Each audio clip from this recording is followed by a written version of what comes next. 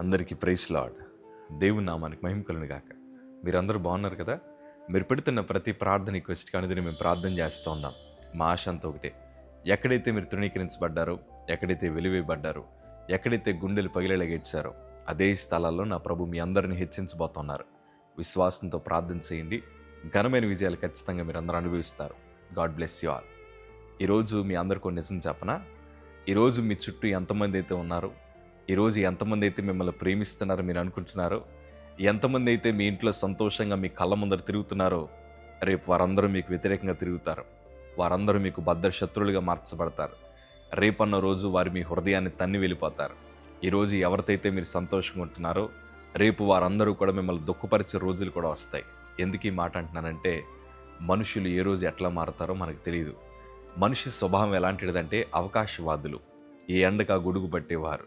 మన దగ్గర ఏదన్నా లాభం ఉంటే మన చుట్టూ తిరుగుతారు. మన దగ్గర ఏమీ దొరక్కపోతే మన మీద మట్టి వేసి వెళ్ళిపోతూ ఉంటారు. అలాంటి మనుషుల మధ్యన జీవిస్తున్న మనందరికీ ప్రభువే భరోసా. దేవుడు తప్ప మరొక ఆధారం మనకు లేదు. అందుకే భక్తుల అనుభవంతో రాస్తూ అంటున్నారు. కీర్తనల భాగము 118 కీర్తన 8వ మాట చదవగలిగితే, మనుషులను నమ్ముకున్నటి కంటే యెహోవాను ఆశ్రయించటం మేలు, రాజులను నమ్ముకున్నటి కంటే యెహోవాను ఆశ్రయించటం మేలు.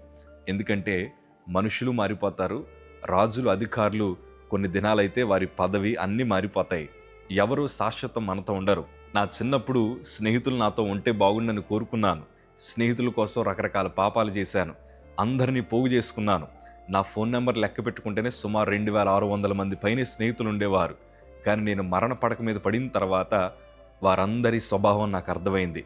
చాలామంది నా మీద వేలెత్తి చూపి వీడు చేసిన పాపాల వల్ల ఎప్పుడూ చనిపోవాలని నా ప్రాణ స్నేహితులే నా వెనకాల మాట్లాడుతూ ఉంటే అప్పుడు నాకు అర్థమైంది, ఇన్నాళ్ళు వీరి మీద ఆధారపడి బ్రతికేనా, ఇన్నాళ్ళు వీరిని ప్రేమించానా, అంటే మనసులో ఒక ఆలోచన పెట్టుకొని పైకి ఎంతవరకు నాతో నటించారని కృంగిపోయి నలిగిపోయాను.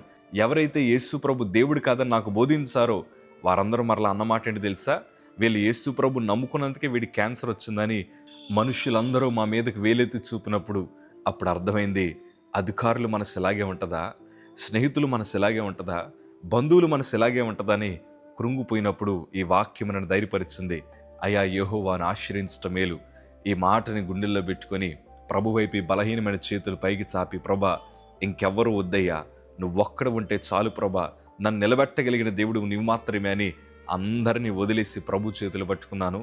పడిన చోట నా ప్రభు నన్ను నిలబెట్టారు. అందుకే ఈరోజు అనుభవంతో చెప్తున్నాను, ఎవరిని నమ్మకండి, ఎవరి దగ్గర చేతులు చాపకండి. మన బలహీనమైన చేతులు ప్రభు వైపు చాపినప్పుడే ఆ సాహస కార్యములు చేయగలిగిన చేతులు మిమ్మల్ని ఊబిలో నుండి పైకి తీసుకొస్తుంది. బలమైన సాక్షులుగా నిలబడతారు. అందరి మధ్యన ప్రభు మిమ్మల్ని గణపరుస్తారు. జాగ్రత్తగా ఉండండి మనుషులతోటి.